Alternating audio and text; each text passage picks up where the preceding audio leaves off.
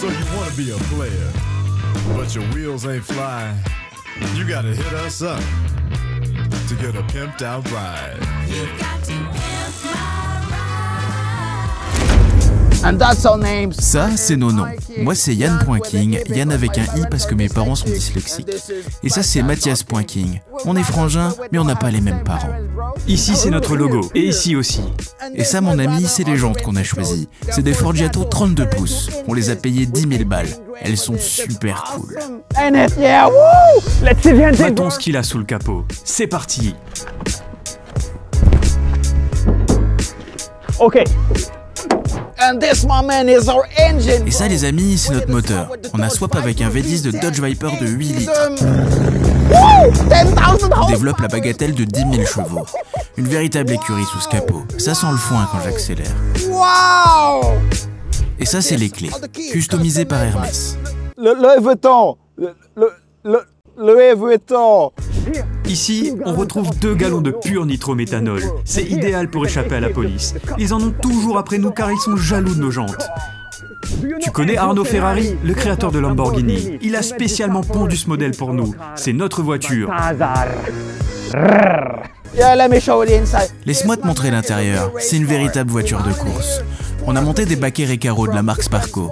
C'est des véritables sièges issus de la Formule 1. Ils sont intégralement recouverts de cuir. Ils sont si confortables et qualitatifs. Je suis ému de voir à quel point notre travail a porté ses fruits.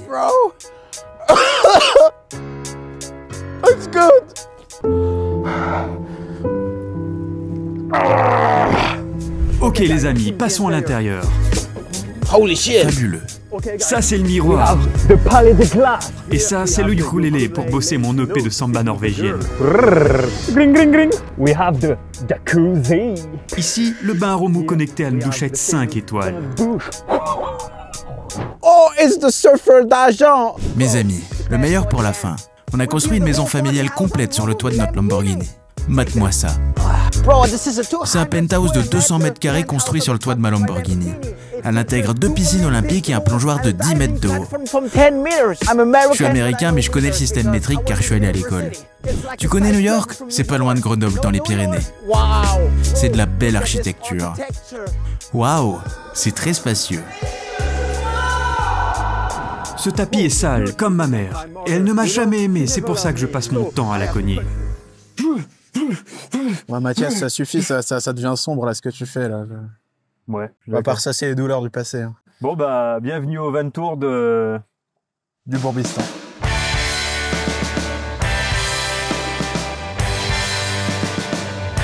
Bonjour à tous et bienvenue sur Wishbrequin pour la 3e fois déjà sur la chaîne. Alors aujourd'hui on vous présente Balthazar, notre fidèle monture, notre van de voyage. Balthazar, c'est un Renault Trafic de 2008 avec le moteur 2 litres 115 chevaux origine Nissan avec la chaîne de distrib, ce qui en fait un moteur très fiable. En l'état actuel des choses, il a 282 000 km et on a modifié pas mal de trucs dessus et c'est ce qu'on va vous montrer dans cette vidéo maintenant qu'on est un peu redescendu. Côté extérieur, on n'a pas modifié grand chose si ce n'est qu'on a ajouté le logo de la chaîne. C'est très beau là, dans un beau wrap couleur satinée avec un joli rouge qui pète. Et on l'a sur toutes les faces de notre camionnette sauf devant. Et c'est Edouard de chez Olive Wrap qui nous a fait ce wrap et qui a su se montrer présent alors qu'il avait un maximum de commandes. Donc on le remercie chaleureusement. Là pareil, hein, on a un autre logo. Sur le côté, on a mis nos petits surnoms. À la base, on voulait mettre des drapeaux français, tu sais, pour faire un peu une livrée de rallye. Sauf qu'on s'est dit que les drapeaux français, dans certains des pays où on comptait mettre les roues, c'était pas genre la meilleure idée. On a déjà la plaque d'immatriculation française qui peut nous mettre dans la merde. Du coup, on a mis des drapeaux régionaux, la Lorraine pour moi et la Réunion pour Maurice. Au niveau de l'habitacle, il n'y a pas grand chose à déclarer, si ce n'est que pour 282 km, sachant que c'était un utilitaire avant de devenir un van aménagé, on a des sièges qui sont quand même en sacrément bon état. Bon, c'est pas parfait, mais 282 000 km quoi. Le volant est HS, par contre le volant est dégueulasse. Tout le reste est très bien, petite boîte 6 vitesses et on a installé une dashcam qui tourne tout le temps en fait. Dès qu'elle détecte que la batterie principale du véhicule se décharge, elle s'éteint. Donc elle fait office de caméra de surveillance et j'ose espérer qu'elle filmera des moments de vie très spontanés. J'allais oublier un truc très important parce que je me suis bien cassé le cul à le faire et merci à mon père pour l'imprimante 3D. Parler du badge, c'est du PLA, hein, on n'est pas sur de l'acier Lamborghini, mais c'est à la police Lamborghini donc on a imprimé le nom Balthazar. On sait que le R ressemble pas trop à un R mais c'est écriture Lamborghini. Lamborghini, elle est comme ça. Et on a repeint les supports avec du pinceau de retouche pour essayer de le noyer dans la carrosserie. Mais comme tu peux voir là un peu autour, avant en fait il y avait une échelle qui était fixée ici, ça a été fixé vraiment, c'était de la sagouinerie haut de gamme. Et même avec les pinceaux de retouche, on n'a pas pu vraiment faire de miracle quoi. On fait ce qu'on peut. Moi je trouve que c'est pas mal. Et je vais passer la main au Mathias National, ou Maurice pour les intimes, qui va un peu vous présenter l'intérieur parce qu'il y a un peu plus de modifs dedans que l'extérieur. Donc bienvenue chez nous.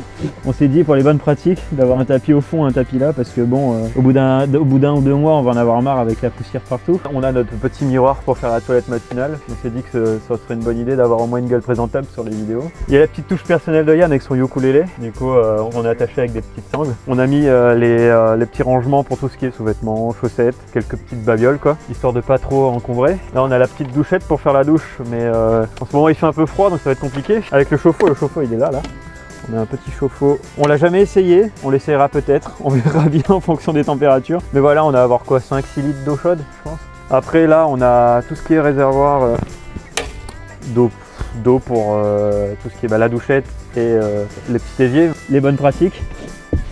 Et maintenant on peut rentrer. Donc du coup là on a le fauteuil qu'on a sanglé en fait ici pour justement pas qu'il se barre quand on roule quoi. Et ça en fait celui-là il peut s'allonger et faire justement 2 couchages. Et dessous on a un peu de rangement avec les vêtements et tout ce qui est manteau etc. pour l'hiver. Là on a le petit rideau pour accéder au poste de pilotage au cas où on se fait carjacker la caisse, on sait pas trop. Là on a une petite table qu'on peut faire ça. Pour préparer, pour manger, etc. Bon, on a quelques rangements là pour la cuisine. Donc là, on a mis tout ce qui est poêle. Là, on a la bouteille de gaz, ouais, parce que du coup, on a des plaques à gaz pour pouvoir cuisiner 2-3 petites pâtes carbo de temps en temps. Là, bon, on a le mini frigo là, pour pouvoir mettre des petites binouses de temps en temps. Bon, ça va être surtout de l'ice tea. Bon, il y aura surtout du fromage aussi à mon avis. Alors là, maintenant, on a la partie intéressante. On a du coup un convertisseur pour avoir une prise de 120 là. On a mis sur un multiprise pour avoir un maximum de prises. Et là, on a mon installation. Yann, au début, il savait pas trop si on allait le faire ou pas, mais du coup, on a ajouté des LED tout autour là, branchés sur des interrupteurs là. À la base, il y avait que cette lumière là.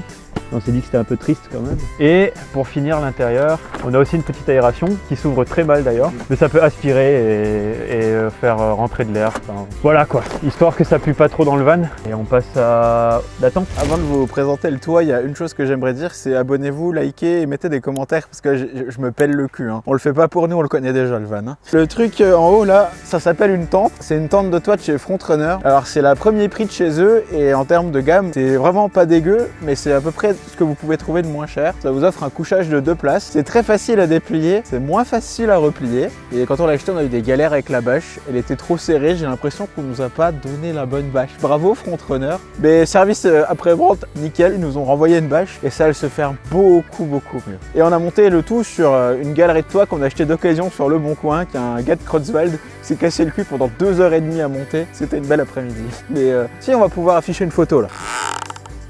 Alors on a une extension d'échelle puisque là tu vas remarquer qu'elle est très verticale l'échelle, ce qui est pas, c'est pas sécurisant quand tu montes dedans, tu vois. Et elle est dégueulasse, on est dans le sable, on n'a pas pris que des bonnes décisions dans notre vie, hein. Mais faut pas avoir de regrets.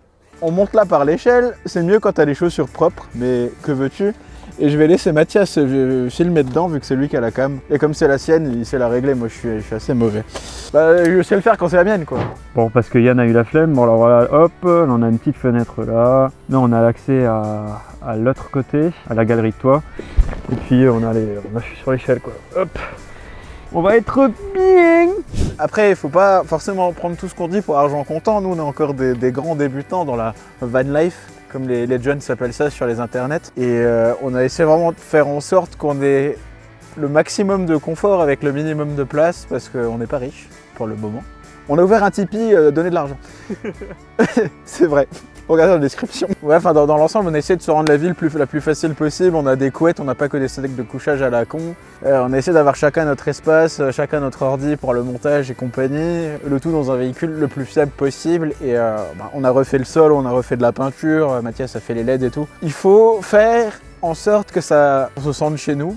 et je pense que c'est absolument primordial. Et là, vous pouvez vous dire, mais en bas, vous avez un lit de place, bande de blaireaux, pourquoi vous dormez pas tous les deux dedans? Pourquoi vous avez investi 17 000 € dans une tente de toit? Et bah ça, c'est juste pour pouvoir faire chambre à part, parce que on s'est dit que le soir, si on pouvait faire chambre à part, bon, quand il fera un peu plus chaud que ça, probablement, et bah ça sera bon pour la cohésion de l'équipe. Parce que moi, j'ai pas peur de me faire kidnapper en Irak. Par contre, j'ai peur que je finisse par boxer Mathias et qu'il me rende mes coups si jamais juste on en a marre de voir la gueule de l'autre, tu vois. Donc voilà, c'est avec ça qu'on part à l'aventure et on a bon espoir que ça se passe bien, même si les doutes persisteront jusqu'au dernier jour, mais ainsi va la vie, hein, c'est l'aventure.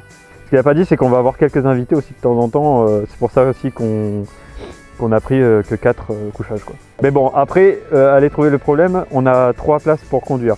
Ouais, du coup, dans les pays où ils seront pas trop regardants, on mettra quelqu'un sur le canapé derrière, mais il faudra qu'il ferme sa gueule. Pour finir, abonnez-vous, likez la vidéo, lâchez des commentaires, positifs ou négatifs, hein, on les lit tous. Et à bientôt sur la route.